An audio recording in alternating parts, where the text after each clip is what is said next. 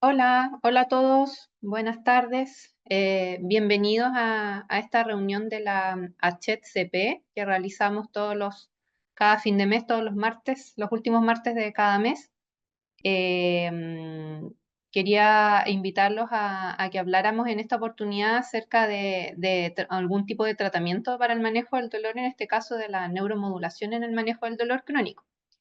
Les voy a pedir que si tienen dudas o quieren compartir algún comentario, alguna experiencia al respecto, lo puedan escribir en el chat para que después al final de las dos exposiciones podamos resolverla. También comentarles que aquí les voy a mostrar, este año vamos a realizar el Congreso Internacional de Dolor, que lo vamos a hacer en el mes de noviembre, del 14 al 16 de noviembre, en el Hotel Intercontinental acá en Santiago. Ya se abrió la página del Congreso, que es congresoachet2024.cl, para que ustedes se puedan inscribir, vean el programa. Hay precios rebajados a aquellos que se inscriben pronto. Así que estos van a estar muy buenos y van a estar todos cordialmente invitados. Entonces ya en honor al tiempo, vamos a partir con la exposición. Les voy a presentar a los expositores del día de hoy. Primero vamos a hablar acerca de neuromodulación en la práctica clínica. Vamos a hablar el tema de tecnologías y protocolos de los sistemas TMS y el TDCS. A cargo de esta charla va a exponer el kinesiólogo Patricio Barría Burto. Él es kinesiólogo de la Universidad de Magallanes, es ingeniero informático del Instituto Profesional de Chile, es doctor en tecnologías industriales y telecomunicaciones de la Universidad Miguel Hernández de Elche, Laboratorio de Sistemas de Interfaz Cerebro-Máquina de España. Tiene un magíster en neurorehabilitación de la Universidad Andrés Bello y actualmente se desempeña como jefe del área de investigación de la Corporación de Rehabilitación del Club de Leones Cruz del Sur. Posterior a esta charla, va a exponer la doctora Tamara Becerra Carreño. Ella va a exponer acerca de la experiencia del uso de la estimulación magnética transcraneal en dolor crónico en el hospital público. Ella es médico fisiatra de la Universidad del Desarrollo. También tiene estudios en intervencionismo ecoguiado y es jefa del Servicio de Medicina Física y Rehabilitación del Complejo Asistencial Padre Las Casas. Entonces acá vemos cómo las regiones, digamos, se van posicionando respecto a esta temática. Y voy a dejar con ustedes a Patricio Barría con la primera exposición. Patricio, si quieres, comparte tu pantalla. Pedirles a todos que mantengan sus micrófonos apagados y cualquier consulta lo pueden hacer a través del chat. Bueno, muchas gracias por la invitación a este seminario, ¿cierto? Mi presentación titulada Neuromodulación en la práctica clínica, tecnologías y protocolos de los sistemas TSS y TMS. Para contextualizar, voy a comentar primero la institución en la cual yo me desempeño, ¿cierto? Es la organización Club de Leones Cruz del Sur, una corporación de rehabilitación, está en Magallanes, ¿cierto? Consta de tres centros, uno en la ciudad de Punta Arenas, uno en la ciudad de Puerto Natales y Porvenir. Ya tenemos una acreditación internacional CARF y somos una organización sin fines de lucro.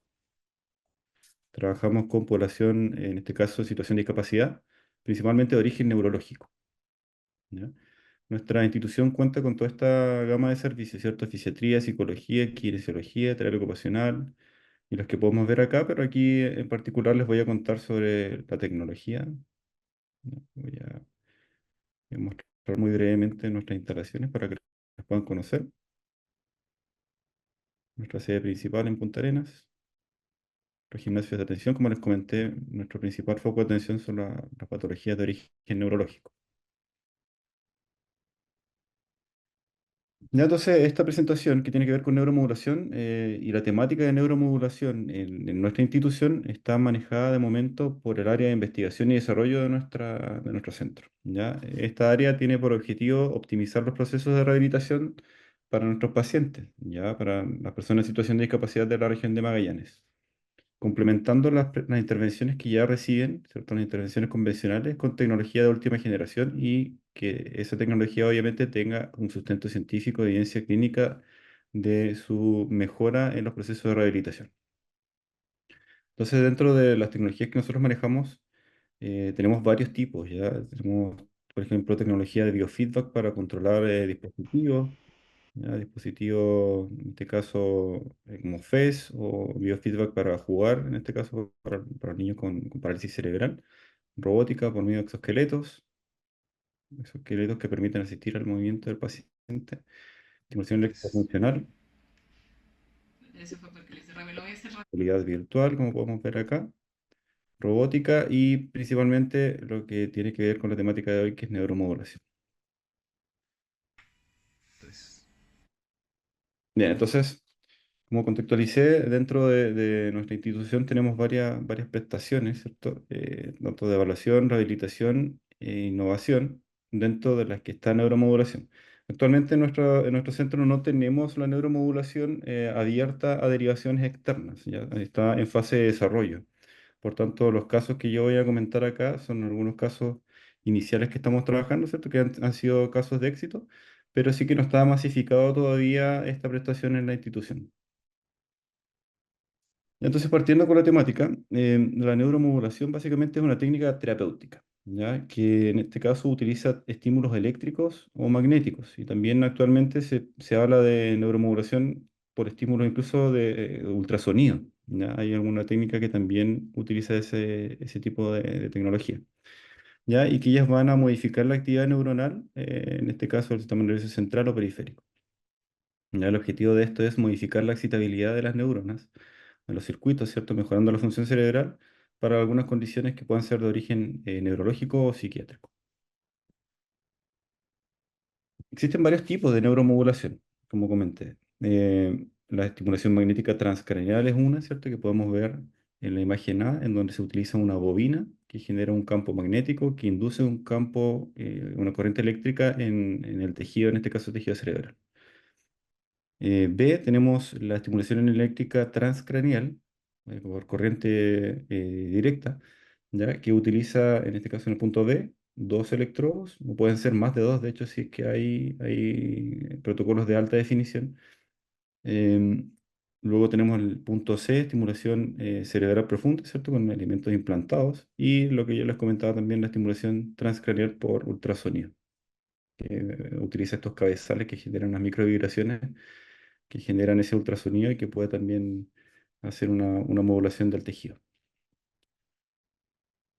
En particular con la estimulación magnética transcranial, ¿ya? Esta es una técnica que utiliza, que de partidas no es invasiva, ¿ya? Utiliza bobinas que generan campos magnéticos, ¿ya? Y esos campos magnéticos por el fenómeno de Faraday, ¿cierto? Inducen corriente en un conductor, en este caso en el tejido cerebral, ¿ya? Induce corriente eléctrica en el tejido.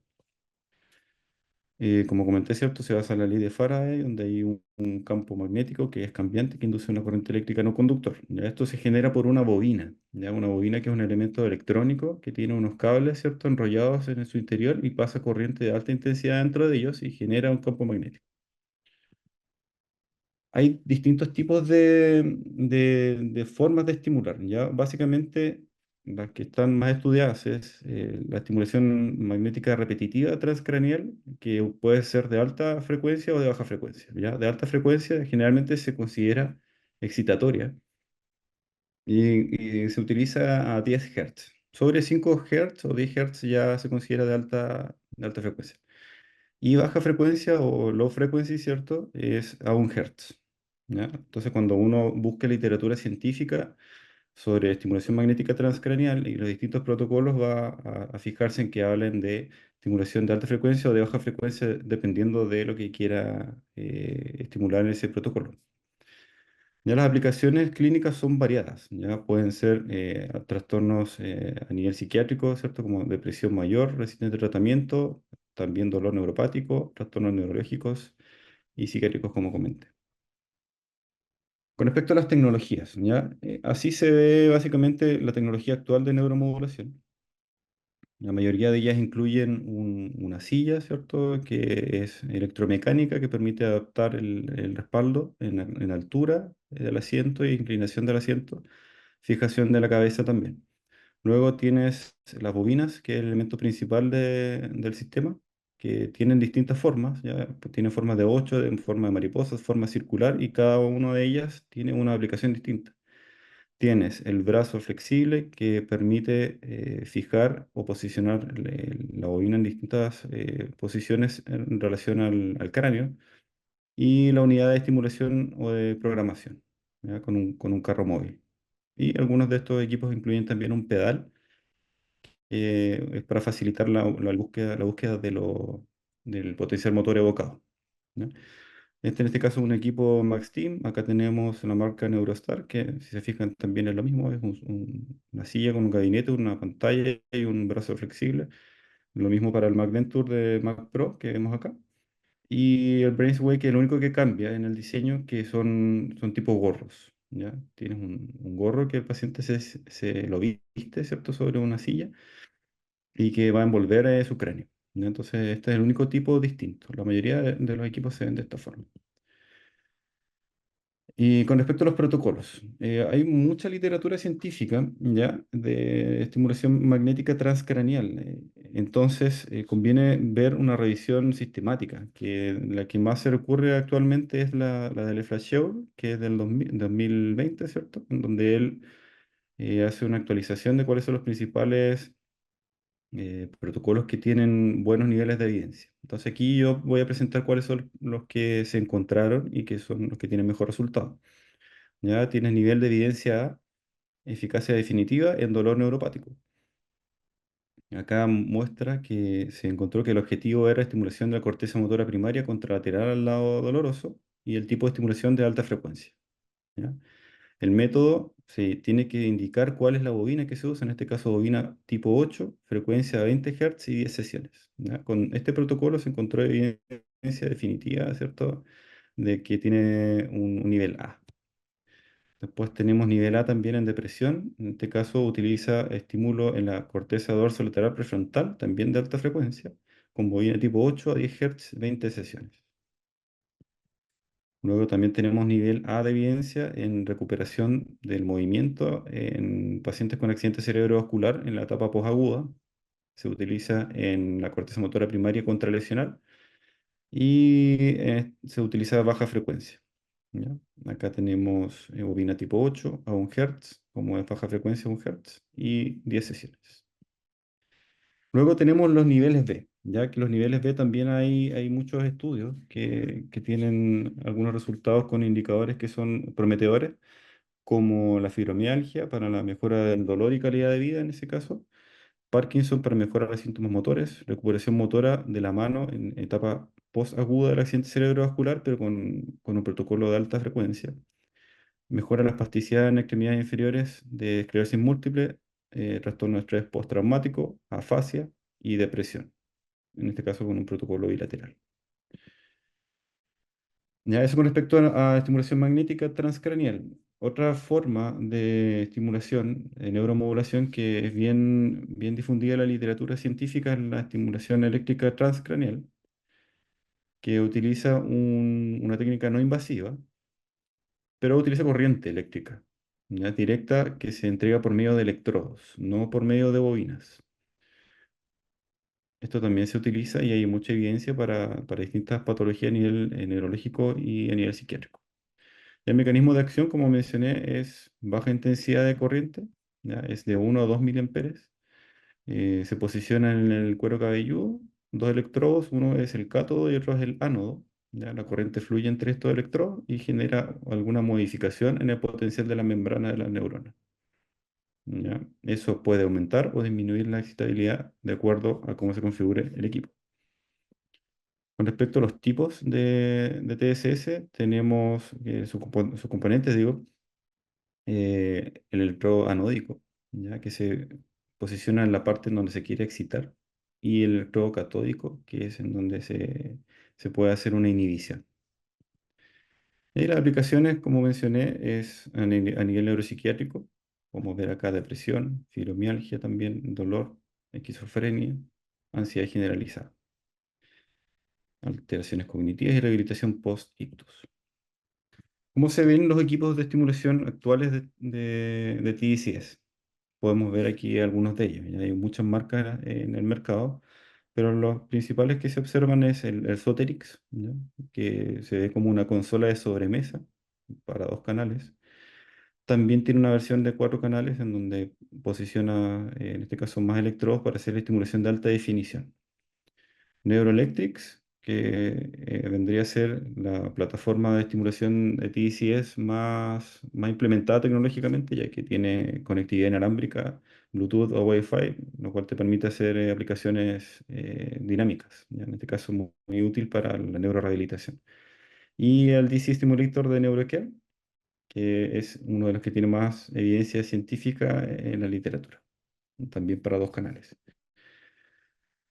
Los protocolos de neuromodulación de TCS, podemos ver acá evidencia definitiva A en depresión mayor, ya con la estimulación en la corteza dorsolateral prefrontal izquierda, ya anodal con TSS a 2000 amperes, el ánodo posicionado en F3, que es donde está la corteza dorsolateral prefrontal, y el cátodo en F8.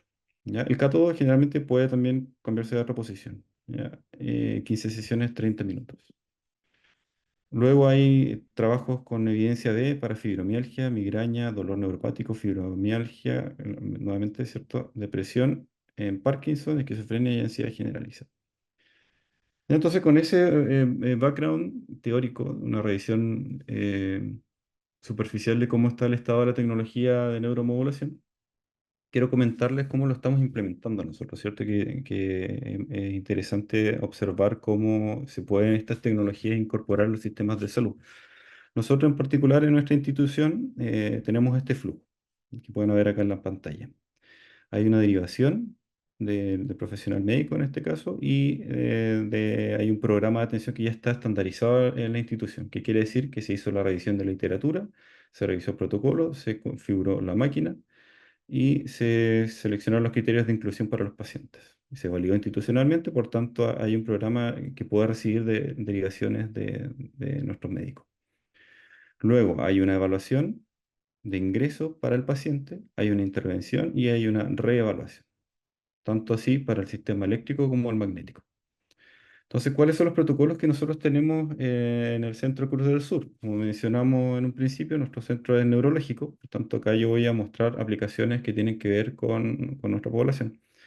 Ya a nivel eléctrico tenemos TDCS para la marcha, TDCS para extremidades superiores y TDCS para la cognición. Y a nivel magnético, TMS para extremidades superiores y a nivel periférico para extremidades superiores. ¿Ya? Los criterios para la participación de nuestro programa, obviamente, son las patologías para las cuales está diseñado el protocolo que está validado institucionalmente. ¿Ya? Obviamente son los diagnósticos compatibles, la derivación médica y que el paciente acepte el consentimiento informado que incluye todos los aspectos de seguridad de la técnica. A nivel de exclusión, cáncer, embarazo, antecedentes de estimulación cerebral profunda, discapacidad cognitiva, implantes, piel dañada, en este caso para la estimulación eléctrica, trastornos visuales severos, convulsiones y medicación inestable. Entonces quiero mostrarles aquí cómo nosotros implementamos el sistema eléctrico y magnético. Voy a comentarles un poco de los equipos que tenemos, ¿ya? Nosotros tenemos los equipos Neuroelectrics, que ven acá, de 8 canales, dos de ellos, ¿ya? Y aparte contamos con un DC Stimulator. Todos estos equipos los hemos estado usando bastante tiempo y son bien confiables en su desempeño de los protocolos que tienen que aplicarse. Los materiales que utilizan: electrodos tipo esponja, solución salina, un gorro, ¿ya? La crema hidratante y medidor de presión arterial. El gorro en este caso es clave para la estimulación eléctrica transcranial, ya que ya viene con las posiciones topográficas del sistema 10-20 marcadas en él. Por tanto, si es que necesitamos corteza dorsolateral prefrontal izquierda, por ejemplo, ya sabemos que es el electrodo F3. ¿Ya? Entonces posicionamos el ánodo en la posición F3 y el cátodo en el retorno, que puede ser F8, un electrodo frontal. ¿Ya? Acá están los materiales, entonces pueden ver un poquito más con otra resolución. El gorro, la unidad de estimulación, los cables para conexión de los electrodos, los electrodos de esponja que pueden ser circulares o pueden ser rectangulares, la solución salina, ya, el hidrogel y otros tipos de electrodos también que se pueden utilizar para hacer alta definición. Las plataformas de estimulación de TDCS se ven así, ¿ya? Tienes en Neuroelectrics una interfaz para Windows en donde tú puedes observar todo el sistema 1020 y puedes ir arrastrando los electrodos que tú quieres, ¿ya? Por ejemplo, si queremos estimular C3, arrastramos C3 al panel, ponemos como configuración el canal y vamos a ver si hace estimulación o inhibición y configuramos la corriente. ¿Ya? Obviamente esto es con el protocolo que tenga evidencia científica. También se puede hacer simulación. ¿Cómo esto? Utilizando programas computacionales que permiten, de hecho, incluso cargar una resonancia magnética de un paciente cerebral, ¿cierto? Y posicionar de manera simulada unos electrodos y hacer una simulación de cómo sería la corriente dentro de ese circuito. A nivel de TMS contamos con estos equipos que ven aquí, los MacVenture R20 y R30. ¿Ya? Son equipos que permiten hacer RTMS y estimulación TMS con Theta Burst, que es otra modalidad. Las bobinas que tenemos son estas que ven acá, las 125, B70 y B65. Cada una de estas tienen distintos usos. Generalmente en los papers, cuando uno observa el protocolo, deben indicar qué bobina utilizaron y la configuración de la bobina. Esto es importante igual mencionarlo al hablar de neuromodulación, ya que los fabricantes tienen una gran gama de formas de su bobina, ¿ya? Y cada bobina tiene distintas aplicaciones. Y de hecho también tienen distintas focalidades. Si ustedes pueden observar acá, por ejemplo, la bobina tipo 8 tiene un campo magnético mucho más focalizado, mucho más puntual. En cambio, por ejemplo, la 125, tiene un campo mucho más amplio. ¿Ya? Esta se utiliza para estimulación motora y para estimulación también para dolor. Y esta para neuropsiquiatría, para depresión y para trastorno, para estimulación en accidente cerebrovascular. ¿No? Y así cada una de estas tiene distintas prescripciones. Así se ve la consola de configuración del TMS. Como pueden ver acá, configura la amplitud del pulso, los trenes de pulso, a la frecuencia y los tiempos de intervalo de separación de cada tren de pulsos. Ya voy a ir avanzando un poco más rápido eh, con la presentación. Acá podemos observar eh, que nuestro protocolo institucional incluye varias evaluaciones, ¿cierto? Como mencioné, tenemos las tecnologías, pero debemos utilizar un protocolo de evaluación estandarizado. Este incluye electromiografía, o sea, electroencefalografía, biomecánica y clínica. Ya a nivel de electroencefalografía contamos con equipos para hacer EEG. Por tanto, hacemos electroencefalografía cuantitativa antes y después de la estimulación eléctrica o magnética transcraneal. ¿Para evaluar qué? Evaluar los cambios en los potenciales en distintas secciones cerebrales. ¿Ya? Por ejemplo, aplicar TMS en el electrodo C3 y después y antes de la terapia, evaluar la densidad de potencia espectral de ese electrodo. Ya acá podemos ver la configuración, se hacen las misiones en el cráneo para evaluar la posición del gorro o si es que este MS se marca el gorro manualmente y se seleccionan las posiciones por medio del protocolo 1020. Ya acá voy a ir avanzando un poquito más rápido. Este es nuestro protocolo de electroencefalografía cuantitativa, pero voy a avanzar un poquito para mostrarles el material específico de estimulación.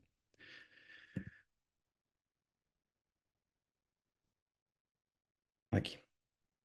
Quiero detenerme un poquito aquí en el protocolo de estimulación, para que puedan ver una aplicación práctica, ¿ya? Esto es TDCS para la marcha, para pacientes con Parkinson. Tenemos una paciente que tiene 63 años, que tiene Parkinson, en este caso nivel 2. Ella accede a mostrar su identidad, por tanto, por eso está su fotografía, y su protocolo de derivaciones para la marcha. ¿Ya? Tenemos las métricas clínicas que se aplican antes del tratamiento, en este caso cognición minimental, ¿cierto? 27 puntos, ansiedad 4 puntos de GAT-7, depresión 5 puntos de PHQ-9, actividades de la vida diaria en Bartel 100 y equilibrio Berg normal. Esta es la marcha de la paciente antes del tratamiento con neuromodulación. Y la pueden observar. Tiene un patrón de marcha que es con limitación en el largo del paso y asimetría también en el largo del paso. ¿Ya? Acá pueden ver los datos del laboratorio de ella. Nosotros hacemos análisis biomecánico en laboratorio de análisis de movimiento para nuestros pacientes neurológicos. Por lo tanto, acá podemos ver que su largo de paso izquierdo era 50 centímetros, el derecho de 36. O sea, ahí está la simetría de la paciente.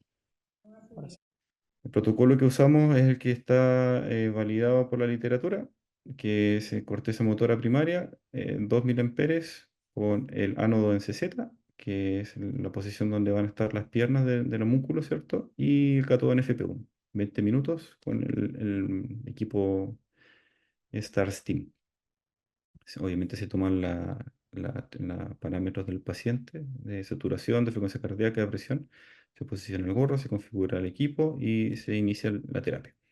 La terapia es con metrónomos para nuestros pacientes con Parkinson, que funciona súper bien para regular el ritmo de paso y líneas visuales en el suelo para que puedan ellos adaptar el largo de paso. Como pueden ver, la paciente ya tiene un mejor desempeño en su marcha. ¿Ya? Eh,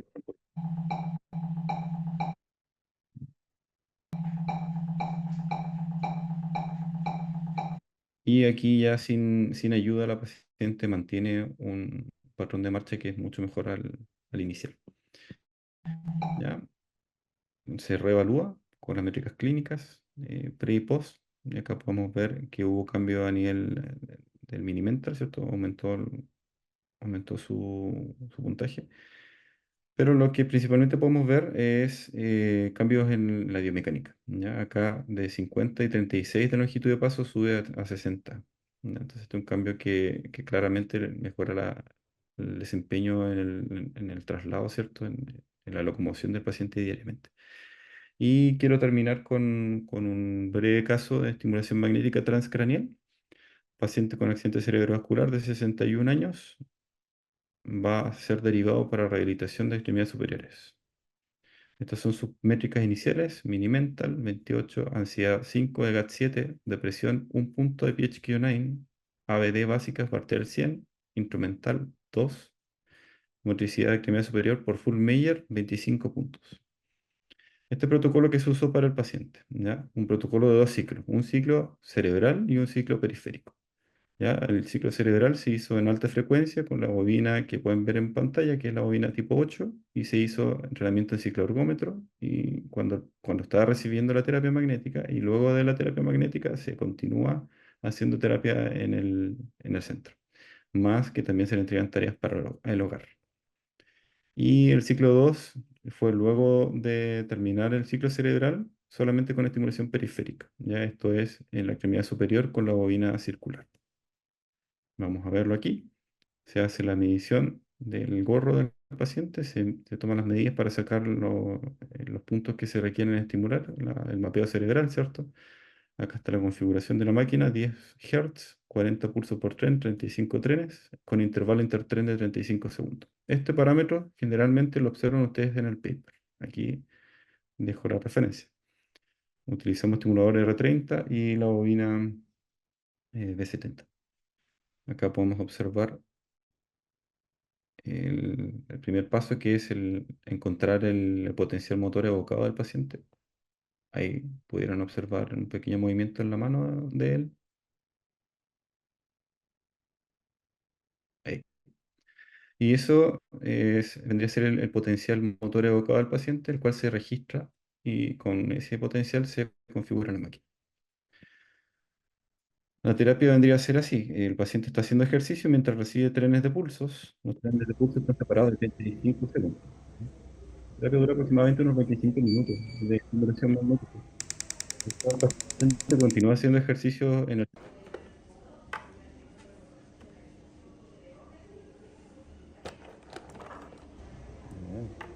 Bien. Y el segundo protocolo era el protocolo periférico, que lo que buscó fue mejorar, disminuir la espasticidad y mejorar la activación de músculos que están hipoactivos. ¿Ya? En este caso, esta es la configuración: es 15 Hz, 30 pulsos por tren a 40 trenes, e intervalos de 4 segundos. que eso es lo que pueden ver acá.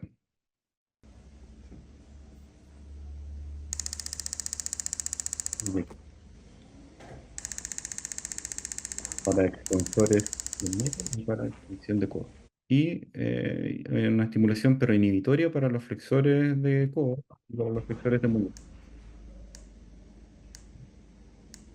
Como comentamos al principio, la de alta frecuencia es sobre 15 Hz. En este caso, la, la de alta frecuencia fue para la activación y de baja frecuencia, 1 Hz, fue para la inhibición de la espasticidad. Y con este efecto nosotros logramos que este paciente lograra un control de su extremidad superior, observar. Desde la primera sesión tenía aquí la prueba de box and block. Solicita al paciente movilizar unos cubos.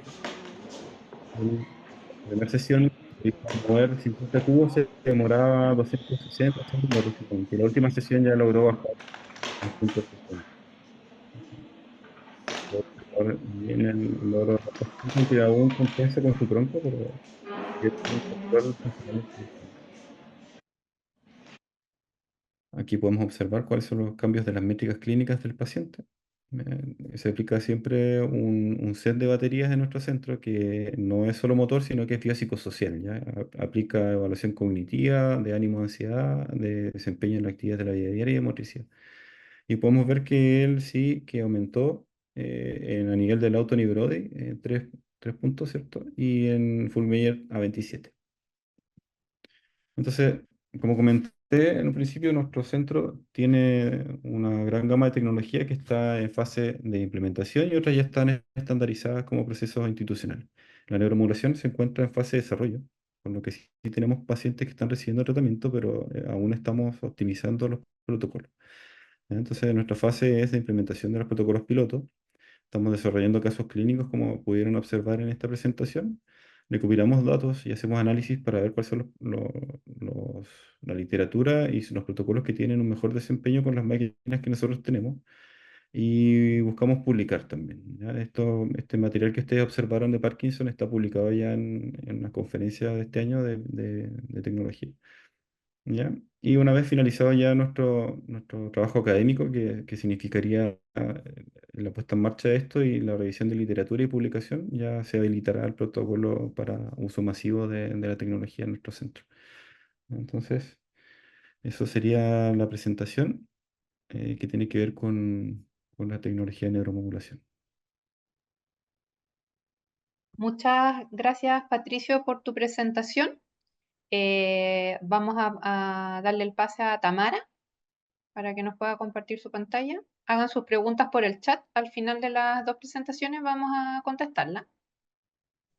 Yo ahora les voy a presentar sobre la experiencia que hemos tenido en el complejo asistencial Padre Las Casas con el uso de estimulación magnética transcranial en dolor crónico, específicamente en pacientes con fibromialgia. Un poco para contextualizar, nosotros empezamos con esta terapia en agosto del año pasado. Somos un equipo de rehabilitación en un hospital de mediana complejidad, ¿ya? Que está localizado en la red del Servicio de Salud Araucanía Sur, y estamos a cargo de la población correspondiente al nodo centro, ya en nuestra distribución territorial. Toda la provincia de Cautín funcionamos en un modelo en red que va desde la atención primaria a los hospitales de mediana complejidad y finalmente el hospital de mayor complejidad, que es el Hospital Hernán Enrique. Este hospital empezó a funcionar en abril del año 2020, en contexto de plena pandemia. De hecho su apertura fue anticipada a lo planificado, en contexto de la necesidad de camas que se dio durante el COVID, y la incorporación de médico fisiatra fue en julio del año 2020. Y en ese momento, como estaba en pandemia y el hospital todavía no estaba terminado en algunas áreas, se empezó con todo un proceso de revisión del equipamiento que venía destinado al hospital para habilitación, y dentro de este equipamiento venía estimulador magnético transcranial. Y venía así como para medicina física y rehabilitación para depresión mayor. Entonces el primer sentido fue como, en medicina física en realidad no abordamos mucho los trastornos depresivos mayores, dejemos stand-by este equipo para averiguar más, porque en el fondo sabiendo que existían usos potenciales en rehabilitación, me interesaba muy bien poder revisar y elaborar unas buenas especificaciones técnicas para adquirir obviamente un producto que se adaptara a las necesidades como servicio de rehabilitación. Y una vez elaboradas las especificaciones técnicas, pasó al proceso de compra y adquisición que tienen los hospitales, principalmente por licitación, cuando son equipos mayores. ¿Y qué es lo que empezamos a ver? Pues que la estimulación magnética transcranial se planteaba como buena, como mencionaba Patricio, en el fondo como una buena terapia física, no invasiva, y por lo tanto nos amplía un poco la posibilidad de abordar ciertas patologías que a veces resultan un poco de difícil manejo. Estaba ya aprobada por la FDA para varias enfermedades, principalmente el área de salud mental, y habían varios estudios con proyección, tanto en dolor crónico, dolor neuropático, accidente cerebrovascular, afasia, trastornos cognitivos, trastorno del espectro autista. Y habían pocos efectos adversos descritos, principalmente asociados a cefalea, mareos y tinnitus, y convulsiones solamente en aquellos casos que tenían antecedentes previos de convulsión y que esta no estaba bien tratada o bien manejada. Y el factor común de todas estas patologías que nosotros como equipos de rehabilitación nos interesaba mucho es que son patologías que en sí generan un gran impacto en la calidad de vida de los usuarios y cuya una de las principales limitantes que también encontramos es el alto costo. En otros países se estaba utilizando, pero los costos alcanzaban alrededor de los 2.000 o 4.500 euros por intervención, y muchos de estos estudios también tenían poco seguimiento a largo plazo, o sea, se hacía el protocolo, se medía, pero no había mucho estudio sobre qué pasaba a los 4, a los 6 meses, si los efectos se mantenían, si había que repetirlo. Entonces dijimos ya, se plantea como una terapia más, nos interesa, así que tenemos que empezar a definir cuáles van a ser nuestros lineamientos de trabajo. Y en mayo, más o menos en mayo del 2022, o sea, 2 años después que se abrió el hospital, recibimos el equipo, pasando a ser como uno de los únicos hospitales públicos del país en integrar este equipamiento en un servicio de medicina física y rehabilitación. Pues había otro que lo habían utilizado más en salud mental. Y empezó un proceso, porque llegó el equipo, dentro del equipo venía incorporarse una capacitación que fue más bien técnica, en el sentido de cómo ocupar el equipo, cómo operarlo, desde cómo prenderlo, enchufarlo, cuidado, mantención, pero en la parte clínica nos quedamos así un poco, ¿qué hacemos ahora? Entonces empezó un proceso de autogestión en todo lo que tenía que ver con estudio, capacitación y formación en esta área, para poder definir un poco qué pacientes íbamos a abordar, porque uno en este proceso es difícil abordarlo todo, sobre todo que además en paralelo a esto hay que seguir respondiendo a toda la demanda que tiene un hospital de mediana complejidad.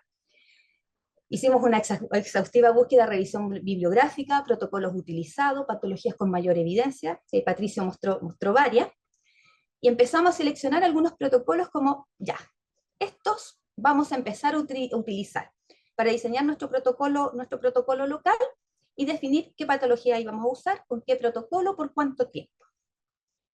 Aplicamos también un checklist de seguridad para disminuir el riesgo de efectos adversos o de llano, pacientes que no se pueden someter a este tipo de terapia.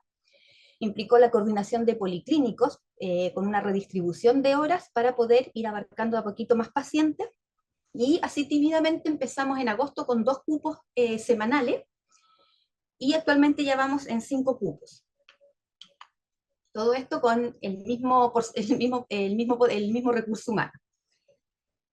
Y una de las áreas que decidimos abordar fue fibromialgia. ¿Ya? En el perfil de nuestros usuarios de nuevos centros recibimos hartas pacientes con fibromialgia que vienen con altas dosis de tratamiento.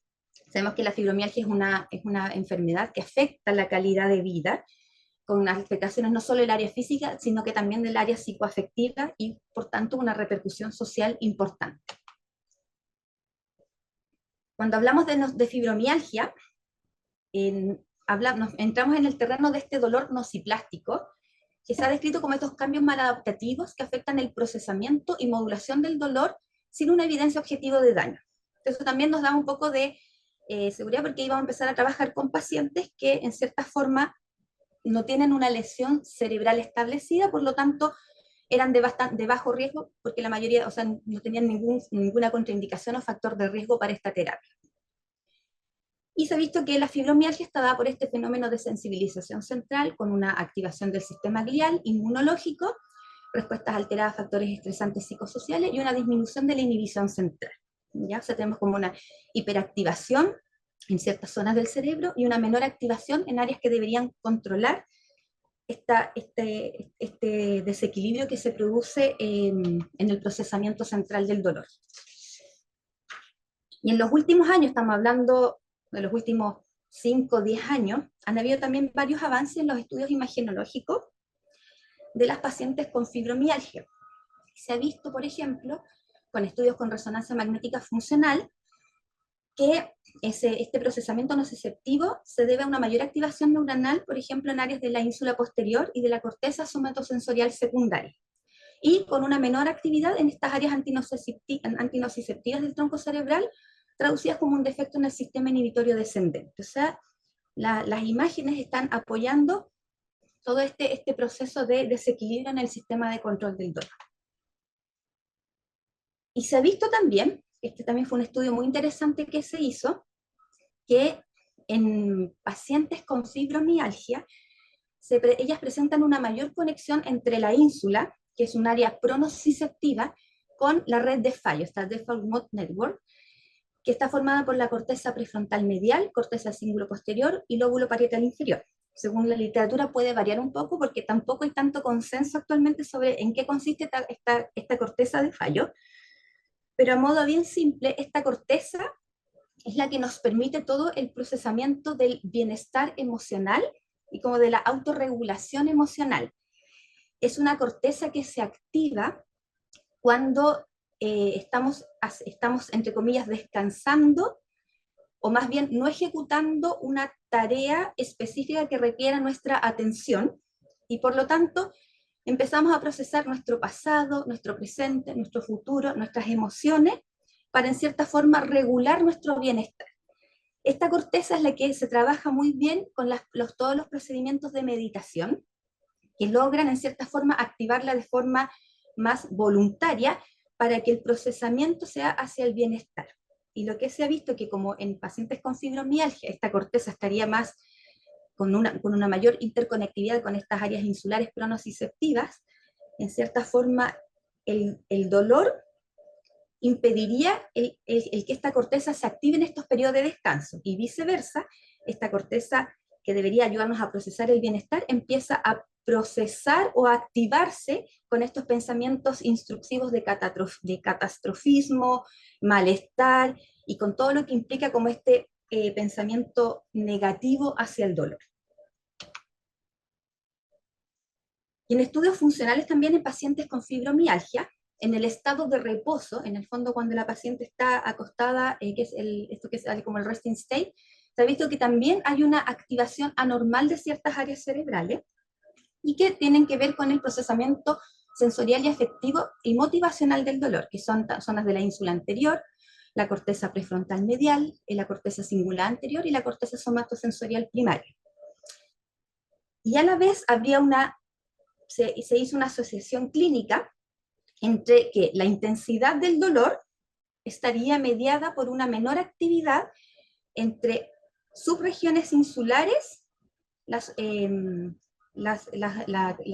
área motora suplementaria y el precon, que es una porción pequeñita del lóbulo parietal, y con una mayor actividad hacia la sustancia gris periacueductal, mientras que los síntomas de severidad estarían asociados a una menor actividad de la corteza prefrontal dorsolateral hacia la sustancia gris periacueductal. O sea, efectivamente se ha ido viendo que hay alteraciones en el procesamiento del dolor y que hay muchas áreas cerebrales involucradas. Teniendo esto en consideración, empezamos a preguntarnos entonces, ¿dónde, cuándo y cómo? Tenemos muchos posibles targets. Hay targets con menor actividad, estimulamos para activar. Hay target con más actividad, estimulamos inhibitorio para inhibir. ¿Qué es lo que decía la literatura? Y ahí nos encontramos con un montón de evidencia de todo tipo, que era muy difícil de comparar porque no hay tantos estándares en cuanto a cuánta frecuencia aplicar, qué zonas aplicar, sino que en distintos centros se han ido aplicando distintos protocolos. algunos con resultados positivos, otros con resultados no tan positivos, y también con mucha diferencia entre, por ejemplo, la frecuencia de las sesiones, la frecuencia de estimulación, mucha diferencia entre los criterios de selección de los pacientes. Entonces, entramos como en dificultades, como ya, ¿hacia dónde apuntamos? Cuando empezamos la revisión, estos son estudios más nuevos, 2021-2023, les voy a mostrar. Cuando hicimos la primera revisión en el año 2020, la mayoría de las revisiones sistemáticas eran no concluyentes.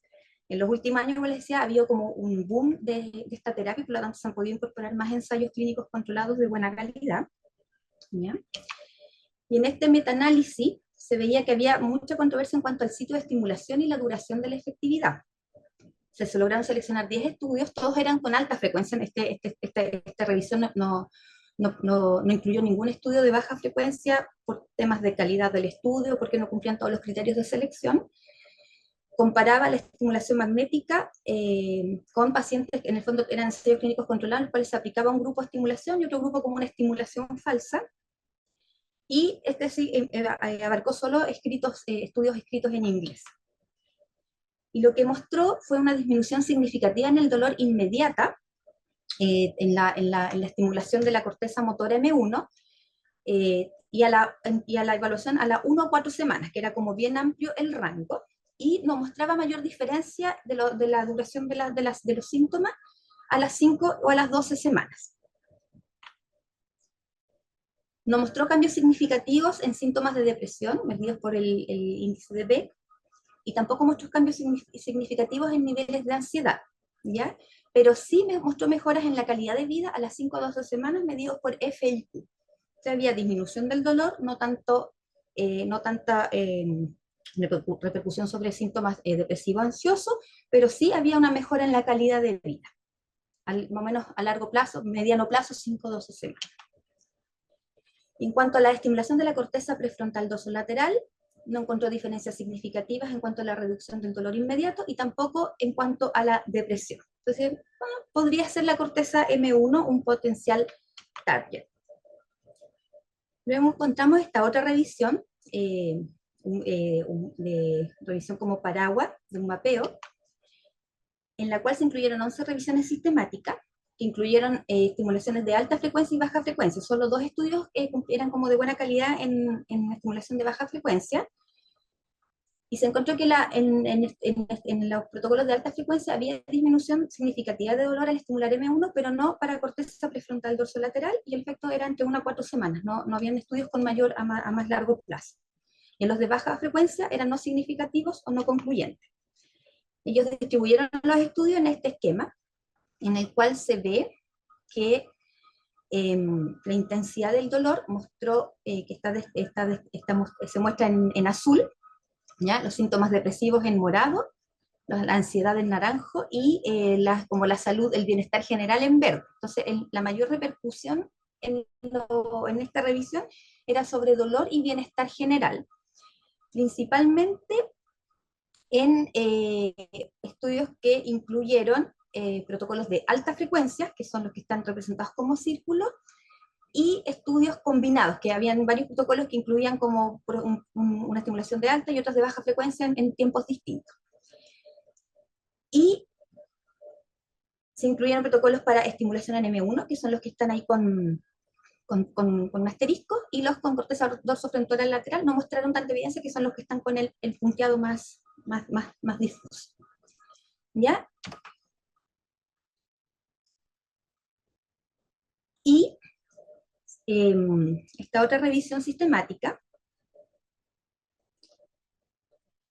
fue un poquito más estricta en los criterios de selección en cuanto a que fueran pacientes con diagnóstico confirmado en base a los criterios de la Academia de Reumatología.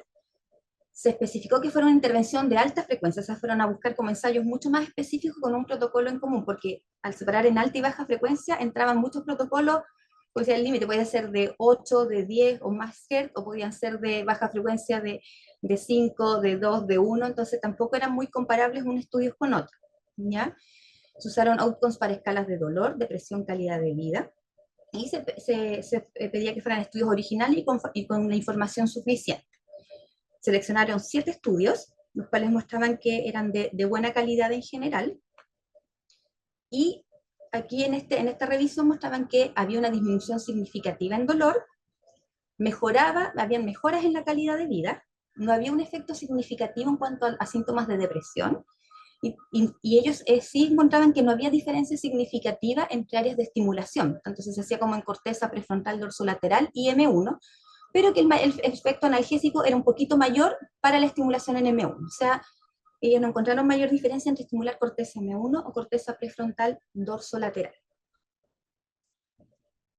Y luego otro grupo de investigación se dijo, bueno, si ya sabemos que hay estudios de resonancia funcional que muestran estas alteraciones con mayor o menor activación, después de la estimulación magnética, ¿habrán cambios a nivel de estas activaciones o redes neuronales?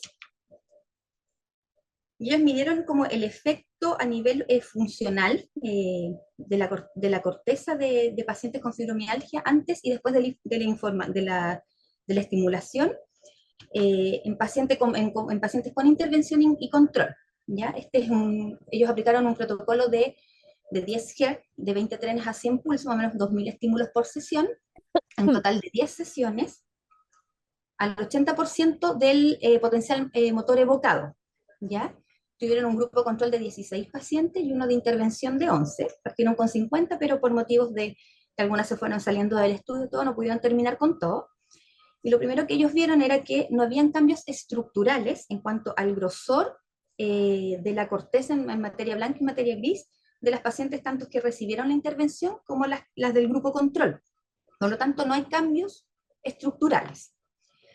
Pero sí ellos pudieron ver que los efectos clínicos se asociaban a cambios funcionales entre un grupo y otro. Por ejemplo, la reducción del dolor se asociaba a aumento de la actividad de reposo entre la corteza prefrontal ventromedial con el giro precentral izquierdo, la corteza somatosensorial izquierda y la corteza occipital inferior izquierda, tálamo izquierdo y el giro frontal medial derecho. O sea, apareció incluso actividad en hemisferio contralateral. La reducción del FIQ, recordar que el FIQ a menor puntaje, mayor bienestar, ¿ya? O sea, la reducción del FIQ, que se traduce en una mejora de la funcionalidad diaria, se asoció a disminución de esta actividad de reposo entre la ínsula anterior con el área motora suplementaria derecha, la ínsula posterior izquierda, amígdala derecha, ínsula posterior izquierda y polo temporal derecho, ¿ya?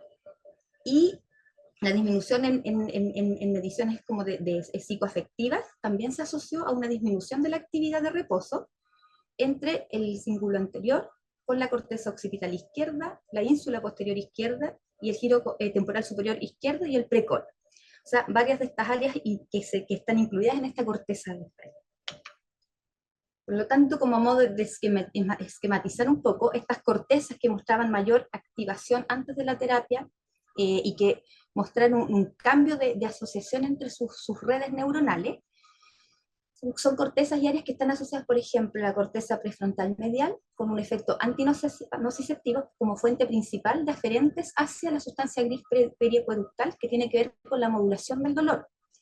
El lóbulo occipital derecho ventral con la modulación emocional del dolor, la amígdala con el procesamiento emocional del dolor, la ínsula posterior con el procesamiento discriminativo del dolor y la ínsula anterior que coordina aspectos emocionales y afectivos del dolor. Y las fibras transcallosas serían las responsables, en el fondo, que están en la corteza M1, porque estos protocolos fueron en corteza motora principalmente. Las fibras transcallosas que van de la corteza M1 a la corteza somatosensorial primaria, al área motora suplementaria, y al área motora complementaria, serían las responsables de por qué habría un efecto cruzado también hacia el hemisferio, entre comillas, no estimulado. Entonces, ¿qué hicimos en Padre Las Casas? ¿O qué estamos haciendo? Nosotros tuvimos que empezar a definir cuáles iban a ser nuestros principales targets de intervención. Y definimos que iban a ser pacientes con fibromialgia, que cumplieran los criterios de la Academia de Reumatología, que estuvieran en control con el médico fisiatra, principalmente para ver el tema de adherencia farmacológica, líneas de tratamiento, estabilidad emocional, estabilidad de otras patologías de base. hubiera fracasado el manejo con terapias convencionales, definido como más de 3 líneas de medicamentos en dosis óptimas o limitación en uso de algunos fármacos, ya sea por reacciones adversas medicamentosas, interacciones medicamentosas u otra patología, ¿ya? No quisimos poner que fueran pacientes con fibromialgia sin ninguna otra patología agregada porque son muy pocas. Habitualmente la paciente con fibromialgia va a tener alguna otra condición, ya sea hipertensión, diabetes, diagnóstico a veces de trastornos de personalidad, del área de salud mental, ginecológico. Entonces, si nos poníamos como a buscar pacientes con solo fibromialgia, en realidad nuestro universo era casi nulo. Pensando también que muchas de estas pacientes que llegan a médico fisiatra a control son pacientes que vienen también de un contexto tanto emocional como físico bastante complejo, lo cual por algo termina en un nivel de atención secundario o terciario. Entonces era muy difícil en nuestro nivel de atención encontrar así como fibromialgia pura, ¿ya? Entonces incorporamos pacientes que además tenían otros tipos de patologías.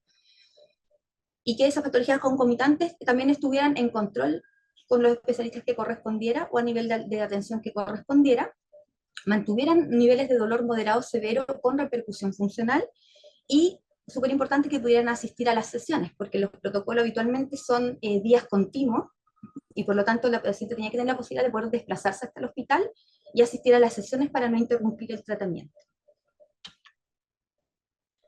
Nosotros seleccionamos un protocolo de estimulación en F3 que corresponde a corteza prefrontal dorsolateral izquierda, pues si bien muchos de los estudios apuntan más a corteza motora, la mayoría de las respuestas que tenían que ver con el área más emocional y de catastrofismo y ansiedad asociada al dolor, estaban más asociadas a estimulación en corteza prefrontal dorsolateral izquierda, igual que muchos de los protocolos asociados a tratamiento de la depresión.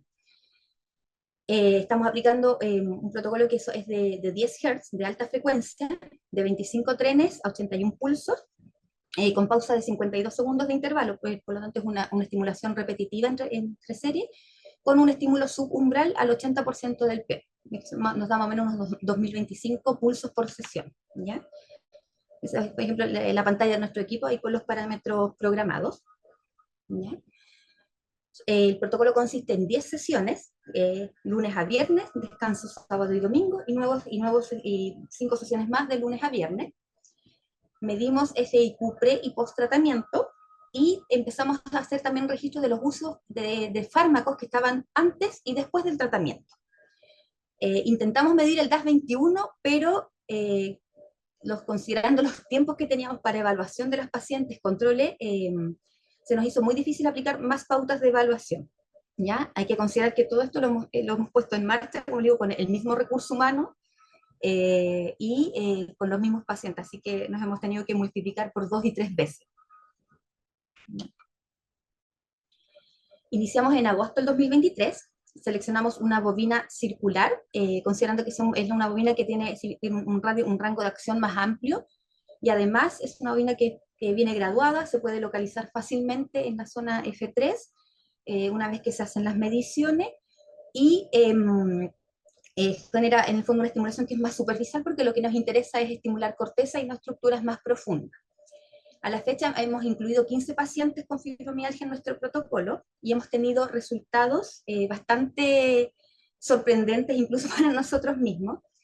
El promedio inicial de nuestras pacientes en cuanto al FIQ era de sobre 70 puntos. ¿Ya? La mayoría, 2 pacientes más o menos de 50 y tantos puntos que se consideran una afectación en la calidad de vida moderada, y el resto de las pacientes todas sobre los 80 puntos, o sea, bastante severo.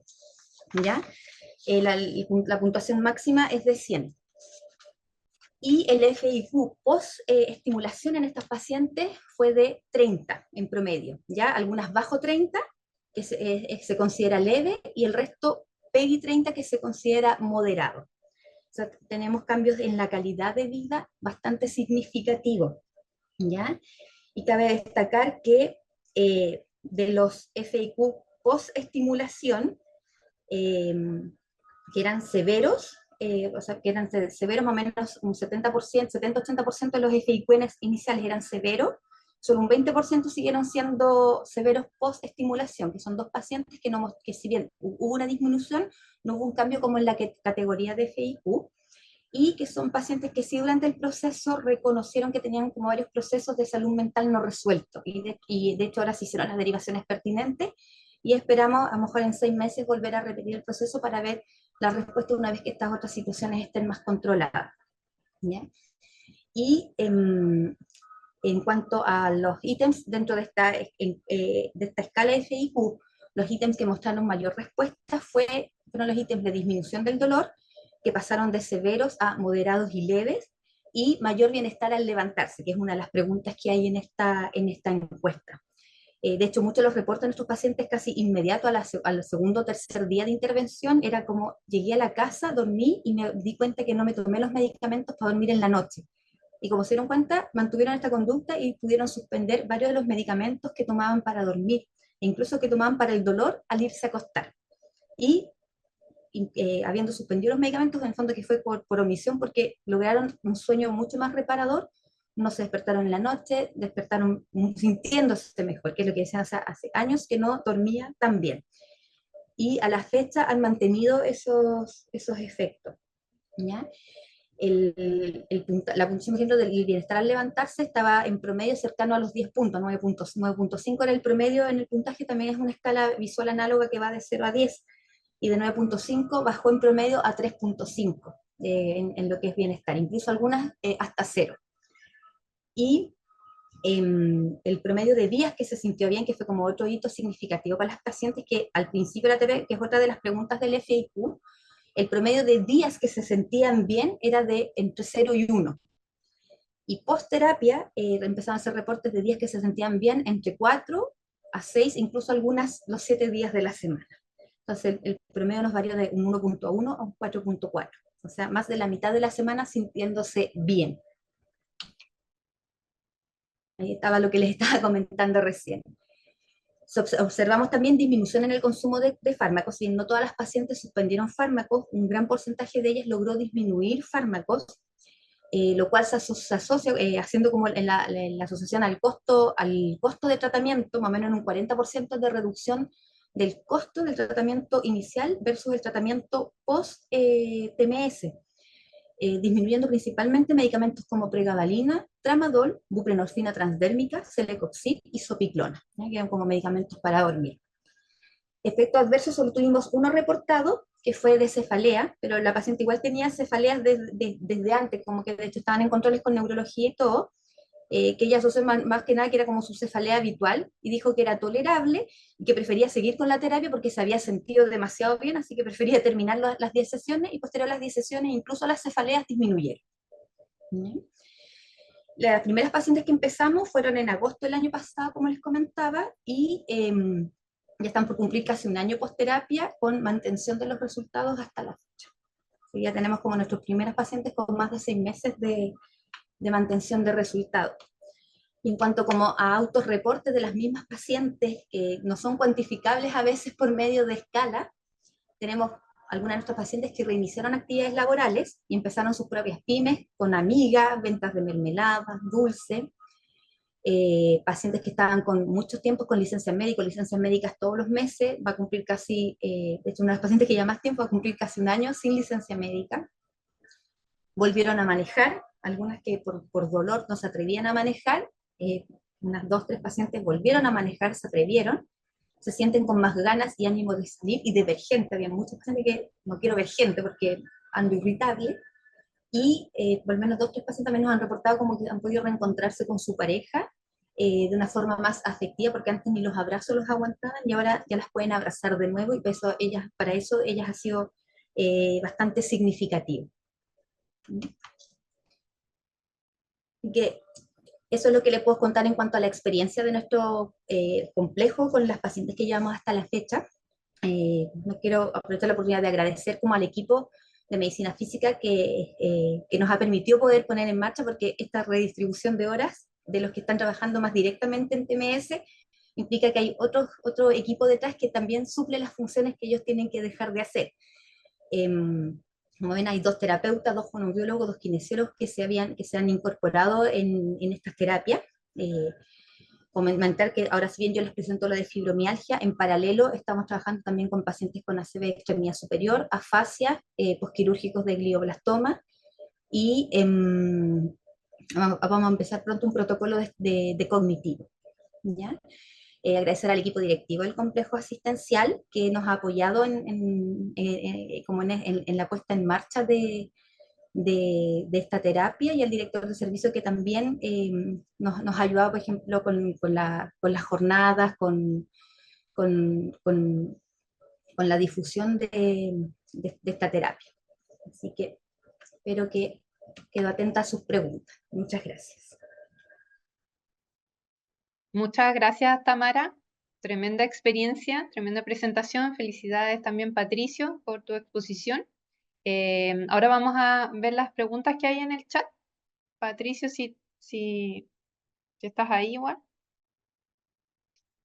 Ya, para Patricio, de Matías Ramos, la primera pregunta. Dice por acá de Temuco, tengo una consulta. ¿De qué va a depender la utilización de un protocolo u otro en la estimulación con TMS? A ver, la estimulación, o sea, el tipo de protocolo que puedas utilizar depende del objetivo que quieras, ¿ya?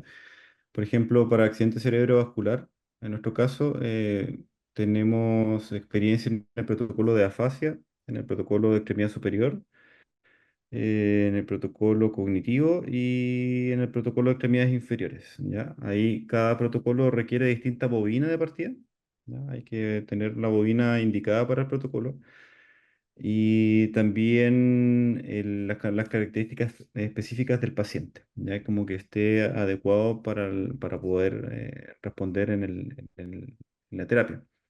Ya, esa una variabilidad de lo que podría ser utilizar uno u otro protocolo. Lo otro es que hay algunos tipos distintos de protocolo que pueden intentar hacer lo mismo. Por ejemplo, en el accidente cerebrovascular para la extremidad superior, tienes dos protocolos. Uno que es ipsilateral a la lesión, que es de estimulación. ¿Ya?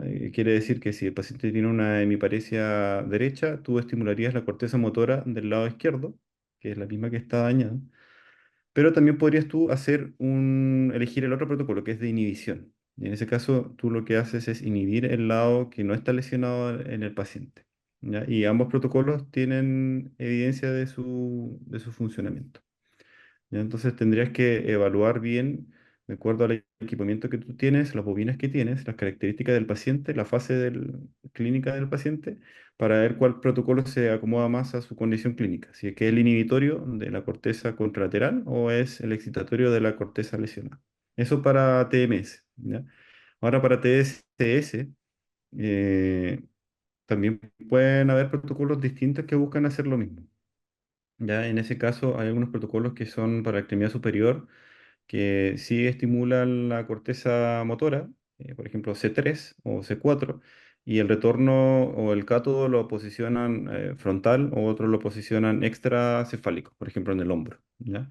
Entonces hay que ver si es que el equipo que uno tiene es compatible con eso, ¿ya? El tamaño de los electrodos, la forma de configuración del software y otros aspectos más técnicos, ¿ya? Pero lo importante es que si uno tiene un equipo de neuromodulación, uno pueda revisar bien la literatura, tratar de ver si es que el equipo que uno tiene es compatible con el protocolo y si el paciente que está atendiendo reúne las características para poder responder bien a ese protocolo. Perfecto. Patricio, y ahí te preguntan también cuál es la evidencia, si hay evidencia en cuanto a los cambios neurofisiológicos entre el TMS y el TDCS. Sí, bueno, esa es una gran pregunta, ¿ya? Porque en realidad podrías tú evaluar la neurofisiología, que es lo que nosotros buscamos hacer. Yo tuve que adelantar un poquito mi presentación, ya porque para cumplir el tiempo de, de la charla. Pero sí que es importante registrar a nivel neurofisiológico. Nosotros lo que registramos es lo siguiente: las escalas clínicas, ya estandarizadas, que pueden ser funcionales, como por ejemplo escalas de actividades de la vida diaria, en donde uno le consulta al paciente. Luego pruebas clínicas, en donde tú vas a hacer alguna manipulación, ¿cierto? O alguna prueba de performance en donde el paciente tiene que hacer algunas cosas y tú lo vas graduando y aplicas el cuestionario, ¿cierto? Y luego pruebas con sensores. Ya nosotros tenemos en el centro laboratorio de análisis de movimiento con tecnología de fotogrametría, que podemos hacer análisis biomecánico, que eso es lo primero para ver control motor. también podemos agregar en electromiografía. Ya en este caso, si es de marcha, podemos hacer pruebas de marcha en laboratorio para evaluar la cinemática y la cinética articular, los parámetros temporoespaciales del paciente y adicionarle electrodos de electromiografía para evaluar si después de la terapia las activaciones musculares están ocurriendo en el momento en que deben ocurrir durante el patrón de marcha. ¿Ya? Eso puede ser una prueba neurofisiológica. Y a nivel cerebral estamos haciendo electroencefalografía. ¿Ya? Eso lo alcancé a comentar muy rápidamente, pero sí que hay evidencia de que después de estimular ciertas zonas cerebrales, tú puedes aplicar antes y después una electroencefalografía al paciente, una encefalografía de reposo, y a aplicar un análisis matemático. ¿Ya? Un análisis matemático que descompone las ondas de la electroencefalografía por canales. ¿Ya? Ese análisis se llama análisis de densidad de potencia espectral. ¿Ya? Entonces tú puedes, eh, digamos, segmentar la actividad de un electrodo. Por ejemplo, la banda alfa o la banda beta de ese electrodo, de la frecuencia. ¿Ya?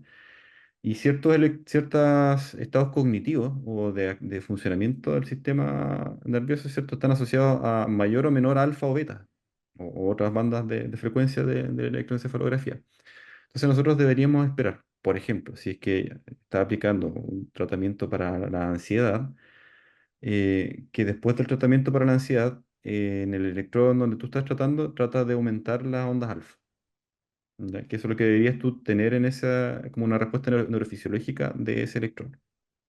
¿Ya? Entonces, eso es lo que nosotros tratamos de hacer, tanto para la TMS como para la TSS. ¿Ya?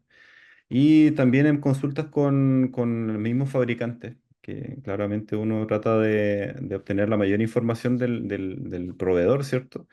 Nosotros tuvimos capacitaciones con el proveedor y con un experto que tiene más de 20 años en la práctica de TMS. Y él nos indicaba que lo que se podía obtener en el caso de estimulación magnética para las extremidades superiores en ACV o para las piernas era velocidad de conducción neural. ¿Ya? Con la velocidad de conducción neural se podía obtener algún tipo de indicador de que está funcionando tu terapia. ¿Ya? Entonces hay una gran gama de indicadores que puedes obtener. Sí que es más efectiva la estimulación magnética transcraneal porque es supraumbral, ¿ya? Y no se atenúa su absorción, no se atenúa su pulso por los tejidos, a diferencia de la eléctrica. La eléctrica tú pones el electrodo en el cuero cabelludo, tienes el pelo, tienes la piel, tienes el hueso, ¿cierto? Tienes la meninge, el líquido cefalorraquídeo. Entonces tienes una gran cantidad de tejido que de lo que tú estás poniendo en el cuero cabelludo se absorbe una gran parte de eso, ¿ya? A diferencia de la TMS. La TMS sí que tiene unos grados de penetración que de acuerdo a la bobina pueden ir de 3 hasta 5 centímetros. O en el caso de los gorritos del BrainsWave, que ellos dicen que su estimulación es deep brain, es como profunda, por la forma que tiene la bobina, puede llegar mucho a estructuras subcorticales, indican incluso, ¿ya? Pero bueno, eso se debe revisar en la literatura. Entonces, eso podría comentar. Muchas gracias, Patricio. Tamara, eh, ahí por ahí aparece Tamara. Eso. Tamara, dudas acerca de bueno, las indicaciones más o menos quedaron más o menos claras. En cuanto a las contraindicaciones, ¿cuáles serían las contraindicaciones para aplicar la técnica? Absolutas, presencia de implantes metálicos intracerebrales, ¿ya? Principalmente clips, placas metálicas. Ya. Relativas, todas las demás, relativas casi todas las demás.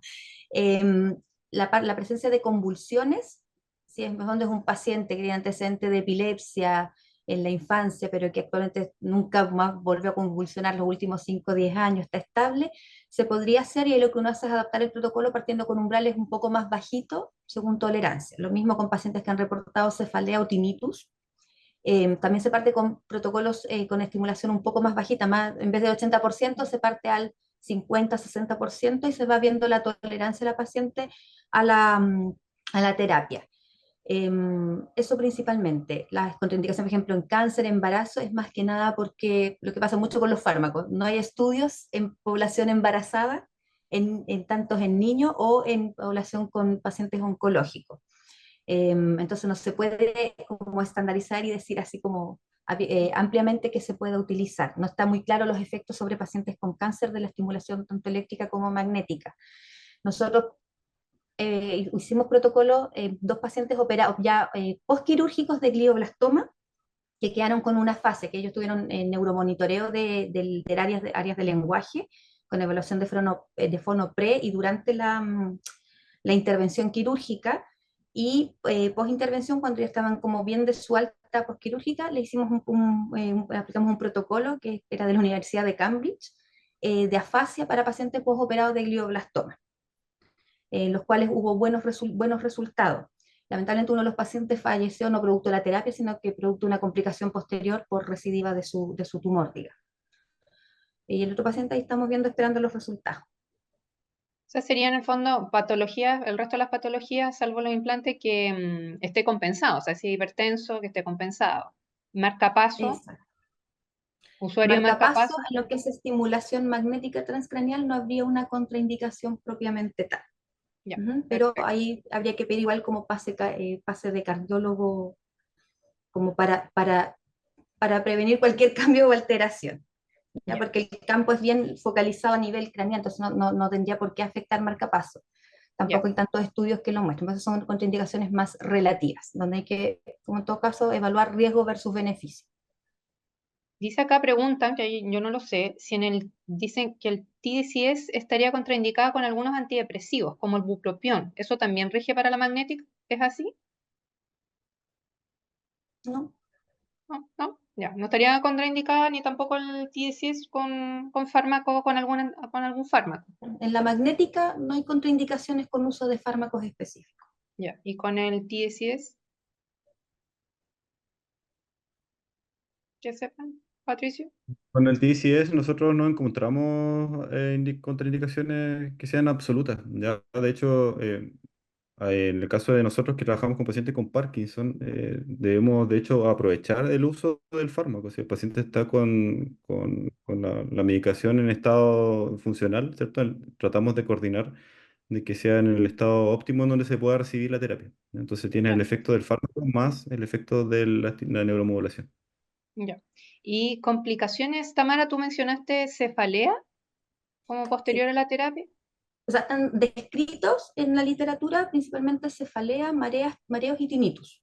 ¿Ya? Ya, Nosotros en nuestras pacientes tuvimos un reporte de cefalea, pero una paciente que de antes tenía cefalea, por eso en el checklist se pregunta si esos síntomas estaban de antes también. Y se va mm, monitorizando y ella en realidad lo asoció como a su cefalea habitual, prefirió seguir en la terapia y en realidad después, como mejoró el dolor y mejoró también la calidad de sueño, anduvo mejor hasta de su cefalea. Así que es como uno de los efectos reportados, igual que mareos y tinnitus. También teníamos mm. una paciente con tinnitus, con ella partimos con un umbral un poquito más bajo de estimulación y post-terapia no tuvo mayores complicaciones. Otra pregunta, ¿cuánto dura el efecto más o menos? Tú igual algo hablabas que hasta el año todavía están viendo el efecto, ustedes todavía están en experimentación, pero en la evidencia y la literatura, tanto desde el punto de vista de dolor como también del manejo en post-ACV que estás trabajando, Patricio, ¿cuánto se habla que dura el efecto más o menos? En dolor en fibromialgia, la mayoría de los estudios llegaban hasta 1 a 4 semanas, era bien dispar, y muy Nada, poquito hasta las 5 o 12 semanas, estaríamos hablando 3 meses. ya. Nosotros ya llevamos pacientes con más de 6 meses y vamos bien, hasta aquí vamos bien. Así que, Sí, yo quería agregar un poco del tema del efecto secundario. ¿Ya? Sí, nosotros hemos pesquisado cefalea, pero como comenta, ¿cierto? Se puede regular bien eso con la intensidad del porcentaje de terapia, ¿ya? De la intensidad de la máquina. ¿Ya?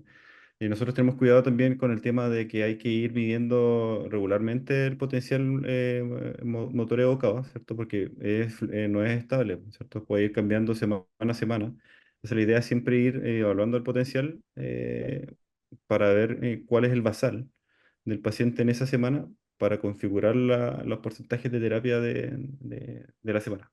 ¿Ya? Entonces sí que eso es una consideración que tomamos. Y la eléctrica, mira, la eléctrica de hecho es un poquito más molesta por los electrodos, ¿ya? La magnética sí que si es que se configura muy alta, podría generar cefalea, o incluso algunos pacientes pueden sentirse un poquito fatigados, ¿ya? Pero la eléctrica, por tener digamos, los electrodos con solución salina en el cuero cabelludo, generalmente son molestos, ¿ya? Una sensación que no es agradable, ¿ya? Nosotros lo hemos probado terapéuticamente igual las sesiones en el centro y, y sí que no es una sensación agradable. Y lo otro es que hay que tener mucho cuidado con que el electrodo en la mayoría de su superficie esté en contacto con la piel. Si uno genera que el electrodo está solamente la mitad de él en contacto con la piel, el resto despegado, la densidad de la corriente por centímetro cuadrado del segmento que está adherido a la piel va a ser mayor. Entonces va a pasar un mayor flujo de corriente por una menor superficie y eso puede generar una quemadura.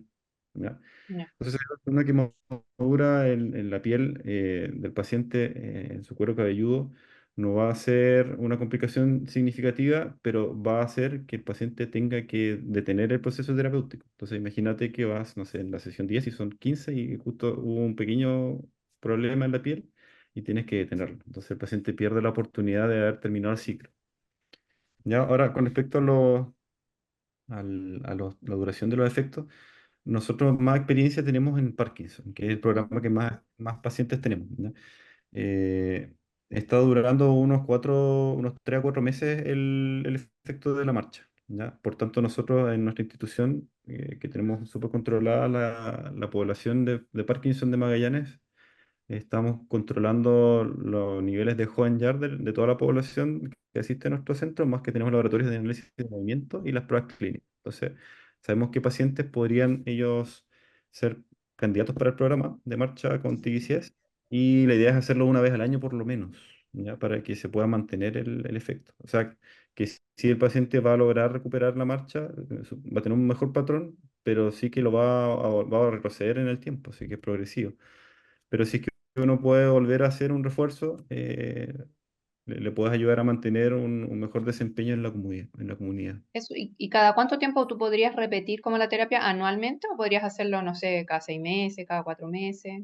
Sí, sí, eso hemos visto que hay algunos estudios que indican que es cada 6 meses, otros que es cada 3 meses. ¿Ya? Ya, Nosotros en nuestro centro lo tenemos hecho para una vez al año. Entonces el paciente lo perfecto. haría el primer semestre y el otro año podría recibir otro ciclo de TSS. ¿Ya? Ya. Y en espasticidad, ¿has visto más o menos los pacientes que has tenido, cuánto dura No, el manejo de en la espasticidad, ¿no? La espasticidad es mucho más variable. Nosotros tenemos poquitos casos de stroke, porque estamos, como comenté al principio, estamos haciendo la validación recién. Entonces, nuestra fase de desarrollo de TCS fue primero. Nosotros partimos con TCS en el 2018. Ya, con eso partimos y empezamos con TCS cognitivo, para ansiedad, para el clima superior. Ya, eso fue principalmente. Y ahí con eso desarrollamos muchos casos, ¿cierto? Y ya el que tiene mejor desempeño fue el motor de piernas para Parkinson, que es el que yo acabo de mostrar acá, ¿no? Y después, post pandemia, nosotros empezamos nuevamente a hacer casos, ¿ya? Y ahora estamos en TMS haciendo casos de afasia, ¿cierto? De marcha hemos hecho, de extremidad superior, pero con estimulación periférica y central. ¿Ya? Y los cambios de la espasticidad pueden ser muy variables porque depende del nivel de control motor también del tronco del paciente. ¿Ya? Entonces, no es como que uno pueda solucionar la espasticidad solo aplicando la TMS, sino que también tienes que tener un tratamiento a nivel de rehabilitación del control motor Claro, general, todo va ¿cierto? asociado a la terapia, o sea, no hay contraindicación en que se pueda hacer a la par con terapia de rehabilitación, Sí. ¿verdad? Y lo otro también es el grado de espasticidad que tenga el paciente. Nosotros lo que hemos detectado con el protocolo periférico es que aumenta el ángulo, ¿ya? El ángulo de enganche. O sea, si el paciente enganchaba, no sé, a los 90, después de los pulsos a 1 Hz, engancha a mayor grado, ¿ya? O sea, que sigue enganchando, pero tiene un umbral mayor, ¿ya? Del Perfecto. enganche. Ahora, ¿cuánto tiempo se mantiene eso? Habría que hacer un seguimiento longitudinal, ¿cierto? Y aparte hacer de pronto estudios con electromiografía y varias cosas más. Que eso, claro, es parte de la investigación. Perfecto. Oye, hay muchas preguntas, todos los felicitan, muchos comentarios que los felicitan a ustedes porque está súper buena la presentación. Y lo último, Tamara, hablaron, bueno, de dolor neuropático, puede ser para dolor neuropático central y periférico, ¿verdad? Y preguntas por ahí por la neuralgia del trigémino, si hay estudio, o no sé si Patricio sabe. Nosotros en neuralgia trigémino no nos hemos metido todavía. Definimos dentro de nuestro protocolo de la fibromialgia más general, no hemos buscado protocolos específicos de neuralgia del trigémino. Ya. Pero dolor neuropático, sí, hay evidencia, Como como dolor que un paciente... neuropático, sí, y ahí la estimulación estaría más como en el área contralateral del área con dolor, como pensando en estimulación más en corteza motora. Perfecto, ya. Oye, muchas gracias, felicidades, tremendo trabajo, dicen por ahí, a los dos, ambos en sus centros. Bueno, agradecerles a todos acá su asistencia. Solamente antes de que se vayan, bueno, recordarles que lo que le había comentado al comienzo, que este año tenemos el 14 al 16 de noviembre el Congreso Internacional de Dolor. Están todos invitados, esto va a ser acá en Santiago, en el Hotel Intercontinental. Ya está disponible la página web del Congreso para que ustedes se puedan inscribir. Hay oferta si se inscriben pronto y también pueden postular a sus trabajos científicos. ¿Ya? Así que ahí, Tamara, hay una oportunidad porque tiene muy bonito, igual Patricio, la experiencia que ustedes tienen en esto. Y también dejarlos invitados por último a la reunión científica que tenemos el próximo mes, que va a ser el 30 de julio, también a las 19 horas, que va a moderar nuestra directora de la CHET, que es la psicóloga Alejandra Rodríguez. Nos va a hablar acerca de intervenciones psicológicas en dolor basadas en evidencia. Así que nada más, agradecerles su participación y bueno, y que descansen. Muchas gracias, Tamara y Patricio. Gracias. Gracias por la Felicidades. invitación. Que estén muy bien. Chao.